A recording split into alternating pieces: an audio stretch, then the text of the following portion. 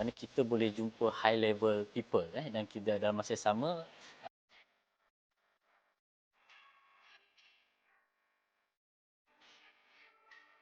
Okay, bagi saya ABMS ni dia special berbanding skim-skim lain ataupun ISO lain. Kalau ISO biasa kita audit, kita ada klausa disebut leadership ataupun top management.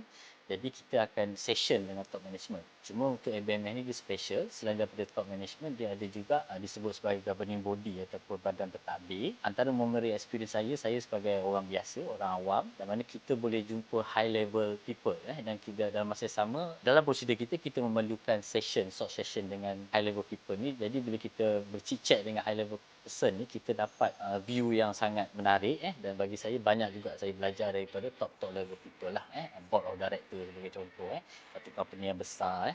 Jadi benda tu peluang bagi saya untuk sebagai contoh, kita mengaudit salah satunya adalah pihak berkuasa tempatan. Kan Malaysia, pihak berkuasa tempatan memang ada BMS. Jadi bila saya nampak BMS ni, dia kita membudayakan integriti dalam organisasi. Jadi sikit sebanyak sebenarnya bila kita ada sistem ni, so orang biasa pekerja, dia bila nambahkan lagi dia punya awareness, dalam masa yang sama kita juga ada disebut sebagai pengesanan atau detection, yang mana staff tahu yang apa yang dibuat tu boleh dilaporkan. Jadi melalui tool-tool dalam IBMS ni sebenarnya dia membantu organisasi untuk mencegah